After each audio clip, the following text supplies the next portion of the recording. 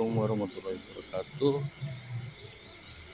Kali ini saya membahas mengenai solusi air bawah tanah yang mengandung besi atau kuning. Awalnya keluarnya bening,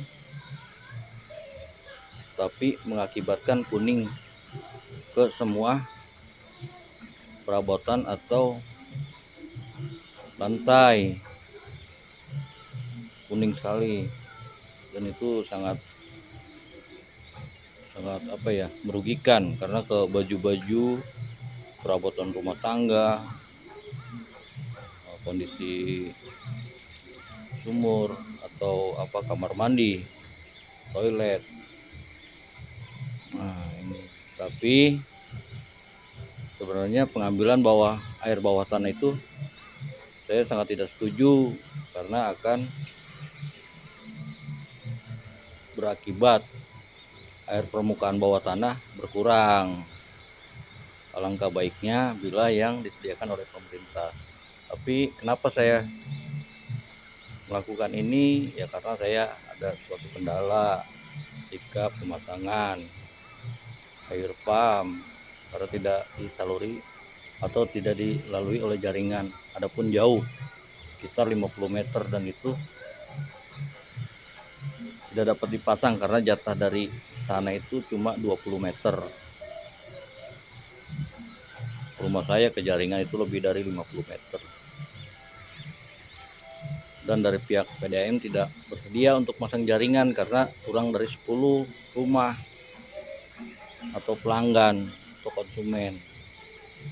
Nah, maka dari itu saya akhirnya mengolah air saya yang berwarna kuning jadi ya agak lebih baik lah, bagus lah, tidak kuning lagi ke perabotan, ke semuanya. Ya ini dengan solusi seperti ini. Ini air yang dari bawah, dari bawah tanah. Ini penampakannya seperti air empang, tapi ini bening, bagus, dan tidak ada kotoran-kotoran yang lain. Nah, setelah dari sana endapkan, saya tarik sedot ke atas melalui pakai pompa lagi. Ya ini ke sini di lantai 2 di lantai 2. Nah di sini lalu dialirkan ke sini, disaring. Nah dari bawah pun ke atas ini disaring lagi. Kita pakai kain bekas atau bahan yang kita jahit, kita ikat, saring. Kotor-kotoran aja disaring, sebenarnya airnya sudah bening. Nah ini agak berwarna coklat karena ada pakan ikan. Kalau tidak ada pakan ikan dia nggak coklat. Kasih pakan ikannya salah. Ya udah, kita lanjut ke air lagi ya. Nah dari sini disaring ke sini. Nah di sini juga kita kasih penampungan kecil itu untuk mengendapkan lumpur-lumpur atau kotoran yang terbawa. Ya di sini seperti biasa lah, kita saring melalui ijuk atau segala macamnya ya. Tapi saya tidak seperti itu, saya pakai ijuk dan busa aja, busa-busa yang saya potong, busa-busa bekas kasur waktu itu. Saya potong-potong. Nah, itu ada tumbuhannya juga, tanaman. Itu buktinya sebenarnya tidak beda dengan ijuk. Ijuk itu justru replika daripada akar ya, akar pohonan dialami. Nah setelah dari sini yang ini, nah ini ke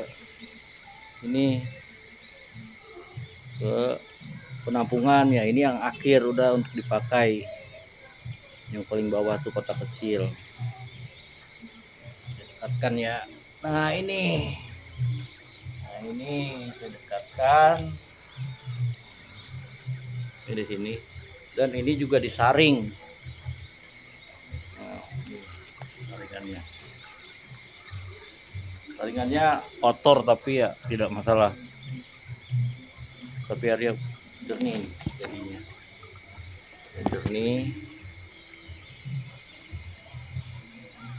Nah ini Dulu saya saringannya pakai bekas kaos kaki. Kaos kaki saya double 3 atau 4 atau 2 lapis saya ikat. Sekarang saya pakai bahan karena kaos kaki itu lama-lama apa ya, mulur atau robek lah. Saya pakai bahan yang berbahan sintetis, bukan berbahan dari kapas, karena kalau yang kapas itu cepat rapuh, kalau sintetis itu agak awet.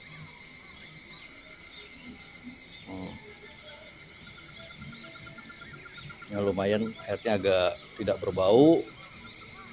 Dan ikan ini sebenarnya saya bukan memelihara ikan, tapi memelihara air. Ikan itu untuk memakan jentik nyamuk atau sebagainya. Nah, ternyata air yang berbau itu, yang berwarna kuning, bila diendapkan lama itu akan menjadi lumpur. Mungkin kalau diistilahkan besi, ini karat. Lumpur akan mengendap di bawah. Pada kapasitasnya besar seperti ini, jadi tidak harus sering menguras, bisa setahun sekali saya kuras. Dan lumpur yang dihasilkan tuh kalau dikarungin itu bisa 1 karung. Nah, ini yang udah percobaan yang berkali-kali saya, dan ini yang paling tidak repot.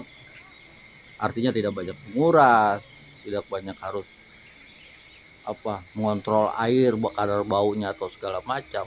Karena dahulu tuh saya pakai tangki yang 8.000 liter, dan ternyata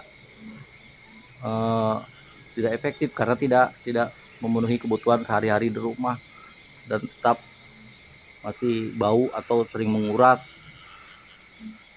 bisa sebulan sekali. Dan dengan cara begini saya bisa setahun sekali saya menguras atau membersihkan tuh. Lalu nah,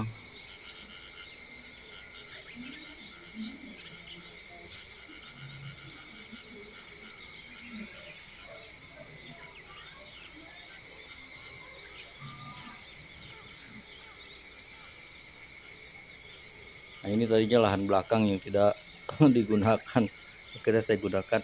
Ini saya membuat kolam di atas ini, di bawahnya itu kamar mandi, karena kamar mandi itu kan kecil-kecil dan banyak ya, untuk layak lah untuk diberikan beban yang besar. Tuh. Ya gitu saja.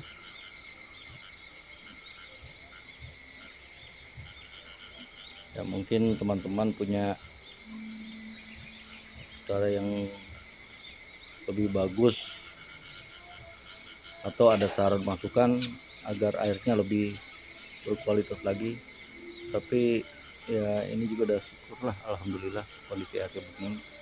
Dan nanti saya perlihatkan gimana airnya ya.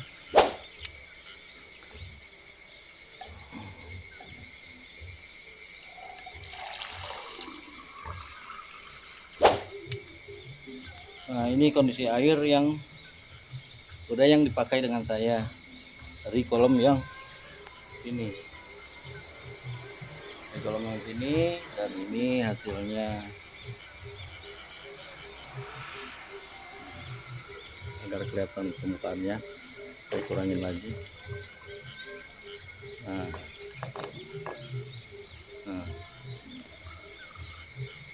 ini kan lumayan, tidak kuning ke baju, robot-robot rumah tangga atau yang lainnya. Gitu saja, wabillahi taufiq wal hidayah. Assalamualaikum warahmatullahi wabarakatuh.